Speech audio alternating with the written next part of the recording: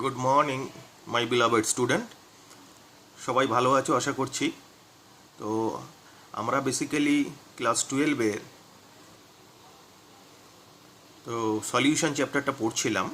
তো আগের যে লেকচারগুলো আমরা পড়েছি তাতে আমরা সলিউশনে যে ক্লাসিফিকেশানে গেছিলাম তাতে ইলেকট্রোলাইটিক সলিউশন আর নন ইলেকট্রোলাইটিক সলিউশন ছিল। তো ইলেকট্রোলাইটিক সলিউশন আমরা ডিটেলে ডিসকাশন করলাম উইথ ডুইং সাম নিউমারিক্যালস। তো now we are discussing non electrolytic solution. Non electrolytic সলিউশনে যে কন্টেন্টটা নিয়ে বেসিক্যালি আমাদের ডিসকাস করতে হবে সেই কন্টেন্টটা হচ্ছে ডাইলিউট সলিউশন। ডাইলিউট সলিউশন প্রত্যেকেই জানো, dilute solution is such type of solution where the number of solute particle is very less, and dilute সলিউশনের যে প্রপার্টিটা নিয়ে বেসিক্যালি আমরা পড়বো, that property is known as colligative property. Now the question is, this is a new term for you, that what is colligative property. So let us see the definition of colligative property. What is the definition of colligative property? A colligative property of a system is one which depend only on the number of particles present and not on the nature of the particles. মানে colligative property বলতে সেই প্রপার্টিকে বোঝায় which property depend only on the number of solute particle present in the solution, not the nature of the solute particles, are known as colligative property. Okay, তো এই colligative property definition এর উপর depend করে আমরা classification করব। তো প্রথমে basically আমরা যেটা নিয়ে ডিল করব, আমরা ভেরি ক্রুশিয়াল পয়েন্ট যেটা, সেটা যে solute particle naturally dilute solution বলে তার নাম্বার ভেরি পুয়ার, কিন্তু সেই সলিউট পার্টিকেলকে আমরা ইনিশিয়ালি কনসিডার করে নেব যে that solute particle is non volatile and non electrolyte. This is very crucial point, মনে রাখতে হবে। The solute particle must be non volatile and non electrolyte in the initial some cases. তারপরে দেখবো যদি সেটা ইলেকট্রোলাইট হয়, what will be the problem বা what will be the discussion. তো now we have a classification of colligative property. Colligative property যে কন্টেন্টগুলো নিয়ে আমরা ডিসকাশন করব, তার মধ্যে সেই ক্লাসিফিকেশনের মধ্যে পড়ছে first lowering of vapour pressure, symbolic representation delta P, elevation of boiling point, বাংলায় স্ফুটনাঙ্কের উন্নয়ন ডেল্টা টিবি, আগেরটা ছিল বাষ্পচাপের অবনমন। Number 3 depression of freezing point, বাংলায় হচ্ছে হিমাঙ্কের অবনমন, symbolic representation delta TF. and the last one is osmotic pressure, অভিস্রবণ চাপ, রিপ্রেজেন্টেশন পাই। বেসিক্যালি চারটে নিয়ে আমরা ডিসকাশন করব considering the solute as a non volatile and non electrolyte.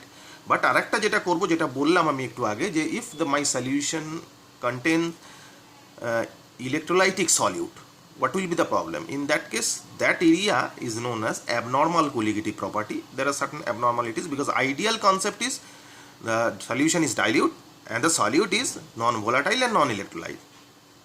Okay, so let us see the first topic of discussion of lowering of vapor pressure. Basically আমরা এইখানে যে কন্টেন্টগুলোর classification যেগুলো পড়লাম, সে তার যে এক্সপ্লানেশনগুলো পড়বো, তার তিনটে এক্সপ্লানেশনই পড়বো। তিনটে মিনস থিওরিটিক্যাল এক্সপ্লানেশনও পড়বো, গ্রাফিক্যাল এক্সপ্লানেশনও পড়বো, আবার ম্যাথামেটিক্যাল এক্সপ্লানেশনও পড়বো।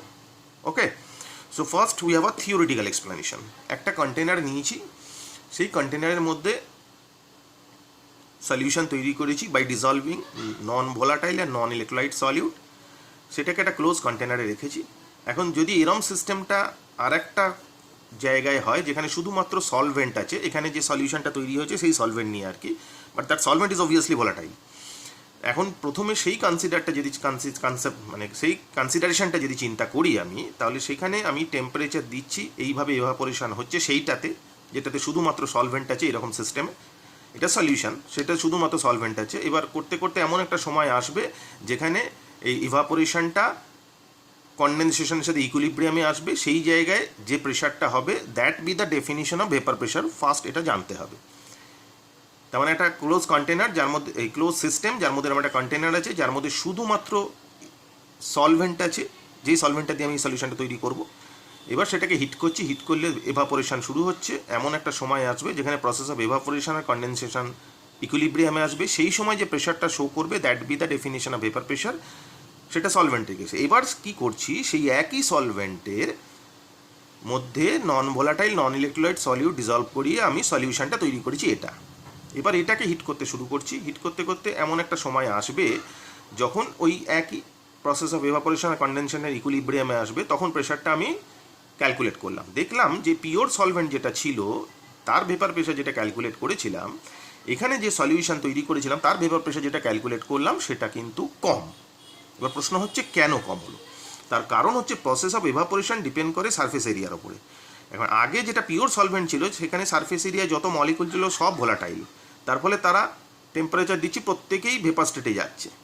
কিন্তু যখন সলিউশন তৈরি করেছি সারফেসে শুধুমাত্র সলভেন্ট মলিকুল নেই, সলিউটও আছে যারা এভাপোরেট হচ্ছে না।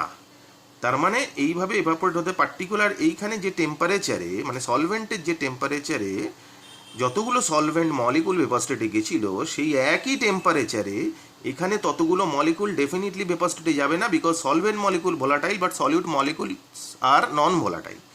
সো ন্যাচারালি এখানে যে টেম্পারেচারে যে ভেপার প্রেশার শো করছিল, মানে যতগুলো সলভেন্ট মলিকুল ভেপার স্টেটে গেছিল which are responsible for vapour pressure, এখানে সেই টেম্পারেচারেই অতগুলো সলভেন্ট মলিকুল ভেপার স্টেটে যেতে পারেনি, তার চেয়ে কম গেছে, কারণ এই সারফেস এরিয়ায় শুধুমাত্র সলভেন্ট মলিকুল নেই, সলভেন্টের সাথে সলিউট আছে।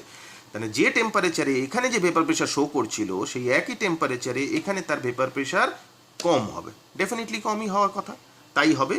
সো দ্যাটস ওয়াই যেহেতু কোনো একটা পিওর সলভেন্টের মধ্যে non volatile non electrolyte solute dissolve করালে সেই সলিউশনের ভেপার প্রেশার পিওর সলভেন্টের থেকে কম হয়ে যাচ্ছে। So that's why the concept is known as lowering of vapour pressure.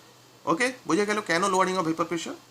এবার এই প্রসেসে আসছি, কি বলেছে, the process of evaporation continuous until equilibrium is established, যেটা বললাম। When the solution is dilute, the solute particles are sufficiently separate and the solution is supposed to behave ideally. ঠিক আছে, কারণ সলিউট মলিকুলের মধ্যে কোনো ইন্টারাকশন নেই, সেই জন্য এটাকে আইডিয়াল সলিউশন বলা হবে। খেয়াল রাখতে হবে যা পড়ছি এগুলো সব আইডিয়াল সলিউশনের কেসে।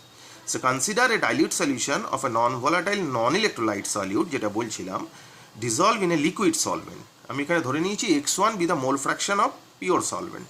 সো রাউলস ল আছে, রাউলস যে সায়েন্টিস্ট তিনি এই কাজটি করেছিলেন, তিনি বলেছিলেন যে মোল ফ্র্যাকশন এর সাথে ভেপার প্রেশারের একটা রিলেশন আছে। What will be the relation? That is P1 is equals to x1 into P10।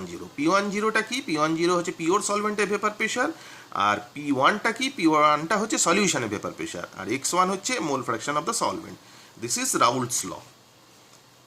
ওকে, এবার আমরা জানি সলিউশনের মধ্যে যেহেতু সলিউট আর সলভেন্ট আছে, সলভেন্টের মোল ফ্র্যাকশন x1 ধরেছি, তাহলে সলিউটের মোল ফ্র্যাকশন x2 ধরতে হবে, টোটালটা ডেফিনেটলি 1 হবে। তাহলে x1 এর জায়গায় আমি এটা সাবস্টিটিউট করতে পারি 1 মাইনাস x2।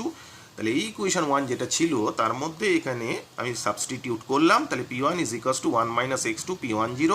তাহলে P10 এটাকে মাল্টিপ্লাই করে দিলাম, P10 minus x2 into P10, তাহলে P1 minus P10 that is x2 into P10. So x2, what will be the value of x2?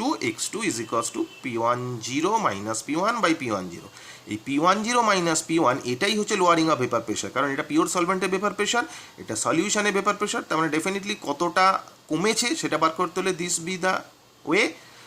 আর এটা বাই P1 যেটা দাঁড়াচ্ছে, দ্যাট ইজ P10 মাইনাস P1টা আমি delta P ধরেছি, তাহলে delta P by P10 এটাকে বলা হয় relative lowering of vapour pressure, which is equals to x2। Relative lowering of vapour pressure Bangla হচ্ছে বাষ্পচাপের আপেক্ষিক অবনমন, x2 হচ্ছে mole fraction of the solute, দ্রাবের মোল ভগ্নাংশ, তার মানে বাষ্পচাপের আপেক্ষিক অবনমন দ্রাবের মোল ভগ্নাংশের সমান। ওকে, এখানে টার্মগুলো লেখা আছে কোনটা কি কি বলেছি। এখন এই কার্ভটা যেটা দেখছি আমি, এটা ম্যাথামেটিক্যাল এক্সপ্লেনেশন। প্রথমে থিওরিটিক্যাল বললাম, তারপর ম্যাথামেটিক্যাল বললাম, এবার গ্রাফিক্যালি আসছি। গ্রাফিক্যালি যেটা দেখতে পাচ্ছি যে vapour pressure versus temperature curve plot করেছি, তাতে যেটা দেখা যাচ্ছে সেটা হচ্ছে যে সলভেন্টের কার্ভের ভেপার প্রেশার কিন্তু অলওয়েজ গ্রেটার দ্যান দ্য সলিউশনের কার্ভ। এবার টেম্পারেচার যত বাড়াচ্ছি তত ভেপার প্রেশার বাড়ছে, ন্যাচারালি কার্ভটা এরমই হওয়ার কথা।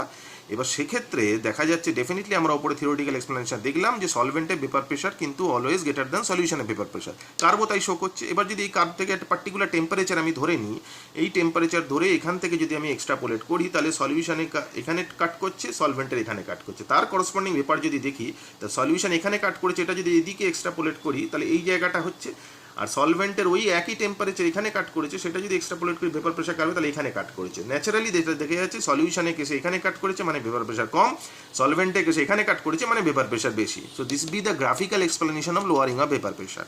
ওকে, তো এবার ফিরে আসছি আমরা যে জায়গায় relative lowering of vapour pressure যে ইকুয়েশনটা পেয়েছিলাম সেটা এটা। এবার x2 মানে মোল ফ্র্যাকশন অফ সলিউট, সলিউটের জায়গায় আমি লিখতে পারি মোল ফ্র্যাকশনের জায়গায় যে সলিউটের mole by total mole n1 plus n2।